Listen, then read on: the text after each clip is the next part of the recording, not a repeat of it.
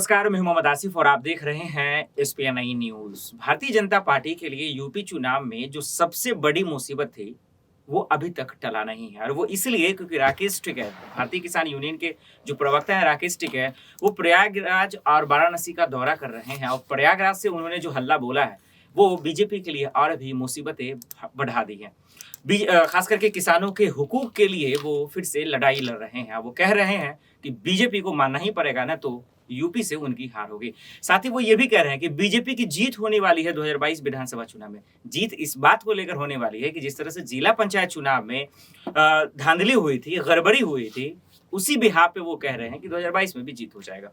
चलिए इसी तमाम सवालों पे आज चर्चा करते हैं। मेघा इस वक्त मेरे साथ मौजूद है। मेघा, आपका बहुत-बहुत स्वागत है। सबसे पहला सवाल यही है कि भारतीय जनता पार्टी के लिए किसानों का एक बहुत बड़ा मुद्दा था, लेकिन 3 नए कृषि कानून जब वापस हो गए तो कहा गया कि शायद बीजेपी किसानों का दिल जीत पाएंगे और उसका पूरा फायदा मिलेगा। फिर से किसान जो है नाराज दिख रहे हैं, खास करके लखीमपुर में जो खीरी में हिंसा जो हुई थी, उसपे 4 किसान कुचल दिए गए थे और फिर उसका जो मुख्य आरोपी था वो भी आज बाहर है। उसके बाद से और भी नाराजगियां बढ़ गई। तो क्या लगता है कि बीजेपी को फिर से उसी चुनौतियों से सामना करना पड़ा जिस वजह से 3 नए कृषि कानून वापस लिए थे? मेघा? जी, मुझे लगता है कि बीजेपी का जो भी किसान को लेकर और ये बिल को लेकर मुद्दा रहा है, इसकी वजह से सारे किसान उनसे नाराज़ होते हुए नज़र आए हैं और ये सिर्फ़ यूपी की बात नहीं है, पूरे देश की बात है। पूरे देश के किसानों ने मिलकर एक साथ प्रोटेस्ट किया था और इस प्रोटेस्ट को देखें, अगर आप गौर से देखें तो आए दिन कुछ ना कुछ इस पे आती ही रहती थी खबरें। कभी जो किसान है, जो मासूम किसान है, वो प्रोटेस्ट कर रहे हैं तो उन्हें खालिस्तानी बोल दिया जा रहा था, कभी पाकिस्तानी बोल दिया जा रहा था या फिर कभी उन्हें आतंकवाद से जोड़ दिया जा रहा था। यहाँ पे वो लोग खुल के अपने मुद्दे पे प्रोटेस्ट भी नहीं कर पा रहे थे।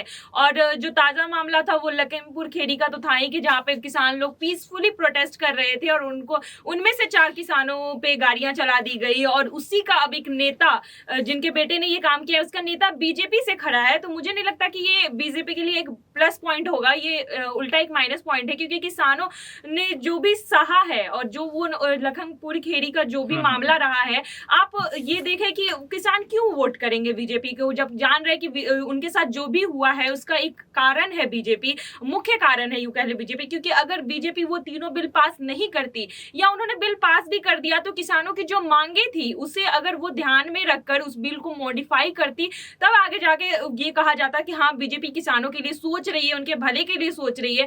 लेकिन जब यूपी में चुनाव आने लगे, जब चुनाव के डेट्स नजदीक आने लगे, तब देखा गया कि लास्ट में जब देखा कि नए किसान नहीं मान रहे, फिर भी वो प्रोटेस्ट कर रहे हैं, तब जाके भाजपा सरकार ने वो बिल वापस लिए। लेकिन मुझे लगता है वो बहुत देर हो चुकी है उस पूरे काम को करते हुए और इस वजह से किसानों का गुस्सा जो है वो अभी भी बरकरार है। लेकिन मेघा, अगर आपकी बातों को समझा जाए और दर्शकों को समझाए तो आपका मतलब ये है कि बीजेपी जो गेम खेलना चाहिए वो हो नहीं पाई। लेकिन यूपी की अगर बात करें मेघा, तो 5 राज्यों में सबसे बड़ा राज्य जहां जहां चुनाव होने 2022 में, उसका जिक्र कर रहा हूं मैं। तो बीजेपी जो है खास करके यूपी चुनाव में किसानों का एक बहुत बड़ा वोट बैंक है। पश्चिमी यूपी मतलब लगभग किसान ही है। तो अगर आप कह रही हैं कि इस वजह से जो है नुकसान भुगतना पड़ रहा है, तो इस वजह से इसका मतलब ये कहा जाए कि अगर बीजेपी किसानों का दिल नहीं जीत पाए, किसानों के मन को नहीं टटोल पाए, तो इसका मतलब कह सकते हैं कि बीजेपी के लिए यही मुसीबत रही। और अगर बीजेपी हार जाती है 2022 में, तो एक सबसे बड़ा वजह किसान निकलेगा। जी, मुझे लगता है कि इसमें अगर बीजेपी को भी इस बात का डर होगा, क्योंकि अभी किसान को लेकर जो भी मुद्दे अभी हुए वो ताजा मुद्दे हैं, लोग भूले नहीं है इस मुद्दे को, तो ये एक बहुत बड़ा कारण बन सकता है बीजेपी के हार की इस 2022 इलेक्शन में। और कहीं ना कहीं बीजेपी इस बात को जानता है, इसलिए बार बार पीएम मोदी भी अपने भाषण में ये चीज उठा के लाते हैं कि हमने किसानों के लिए ये किया है, हमने किसानों के लिए खाते खुलवाए हैं। लेकिन वो सारी पुरानी बातें हैं, बीजेपी कभी भी अभी के मुद्दों पर बात नहीं कर रहा है। पीएम मोदी भी जब भी भाषण देते हैं तो अपने पुराने बिल्स और फॉर्मर्स के बारे में बात करते हैं, किसानों के लिए जो भी उन्होंने किया है अभी तक उनके बारे में बात करते हैं। या इस मुद्दे पे अभी जो करंट मुद्दा जो चल रहा है, जिस वजह से किसान इस चीज को झेल रहा है, तकलीफें झेल रहा है, उस पर ना पीएम मोदी बात कर रहे हैं, ना योगी बात कर रहे हैं। तो मुझे लगता है किसानों को कहीं ना कहीं ये बात समझ में आ रही है कि बीजेपी उनके हक के लिए बात नहीं कर रहे हैं। जो पास्ट में हुआ वो तो ठीक है, उन्होंने किया, वो लोकसभा चुनाव में किया, लेकिन अभी राज्यसभा चुनाव की बात हो रही है, अभी यूपी की बात हो रही है, तो उसके लिए किसानों के लिए वो क्या कर रही हैं, वो क्लियरफाई करना चाहिए था बीजेपी को, वो खुलकर बात रखनी चाहिए थी, जो कहीं ना कहीं वो नहीं रख रहे हैं। इस वजह से किसान नाराज है। और वहीं अगर आप कांग्रेस को देखें तो कांग्रेस इस बात का पूरा फायदा उठा रही है। वो साफ साफ बोल रही है कि हम किसानों को सारे कर्ज माफ कर देंगे, किसानों के लिए हम ये बिल लेके आएंगे, वो बिल लेके, वो उनका सारा फोकस किसानों पर है। तो मुझे लगता है कि ये बात जो है वो कहीं ना कहीं बीजेपी के लिए नेगेटिव पॉइंट है और कहीं ना कहीं उनके हार का भी कारण बन सकती है। इसका मतलब ये हुआ कि विपक्ष के लिए एक अच्छा मौका मिला है छक्का मारने के लिए, जी। चौका मारने के लिए, और वो कर भी रहे हैं। बिल्कुल। मेघा, आप एंटरटेनमेंट डिपार्टमेंट को कवर करती हैं, तो मैं जया बच्चन ने जो है कल ही एक बहुत बड़ा बयान दिया है यूपी चुनाव को ही लेकर। यूपी की जनता से आग्रह किया है, अपील की है वोट देने के लिए समाजवादी पार्टी को। समाजवादी पार्टी के नेता भी हैं और आप कह भी रही हैं कि किसानों का जो है नाराजगी का फायदा बीज इसको जाने वाला है समाजवादी पार्टी को। जया बच्चन ने जो है कहा कि मैं यहाँ यूपी की बड़ी बहू हूँ। ये जो इमोशनल कार्ड खेला है जया बच्चन ने, मेघा, मैं आपसे बाखूबी जानूंगा, क्या लोगों को लुभा पाएंगे, यूपी की जनता को लुभा पाएंगे और समाजवादी पार्टी को फायदा दे पाएंगे जया बच्चन? जी देखिए, जया बच्चन खुद में ही एक बहुत बड़ा नाम है। अगर एंटरटेनमेंट इंडस्ट्री की बात करें, लोग उन्हें काफी पसंद करते हैं। वो एक एक्ट्रेस रही है बहुत लंबे समय तक, लेकिन उन्होंने यहाँ अपने नाम पे नहीं, अपने पति के नाम पे यहाँ पे इमोशनल कार्ड खेला है। उन्होंने कहा है कि वो गंगा छोरा, गंगा किनारे वाला ही रहेगा, वो कभी मुंबई का समुद्र का छोरा नहीं बन पाएगा, वो हमेशा गंगा किनारे। तो इनडायरेक्टली कहीं ना कहीं वो अमिताभ बच्चन को भी बीच में लेकर आ गई है और उन्होंने कहा है कि वो जो अमिताभ बच्चन है वो यूपी के ही रहेंगे, वो मुंबई चाहे वो रहते हो, लेकिन वो यूपी के ही बेटे रहेंगे। और इस वजह से वो यूपी की बड़ी बहू हो गई है और वो अपने ससुराल आई है, इस वजह से वो वोट इस आधार पे मांग रही है। तो मुझे लगता है कि कहीं ना कहीं ये चीजें, इस आधार पे वोट मांगना सही नहीं है, या फिर कह ले तो लोग इसे ज्यादा एंटरटेन नहीं करेंगे, मुझे लगता है। और वहीं अगर बात करें, जब खुद अमिताभ बच्चन एक बार यूपी से चुनाव लड़ रहे थे, उस टाइम भी जया बच्चन ने कुछ इसी तरह से बात कही थी कि मैं आपकी बहू हूं, मुझे मुंह दिखाई में आप अपने पति के लिए वोट चाहिए।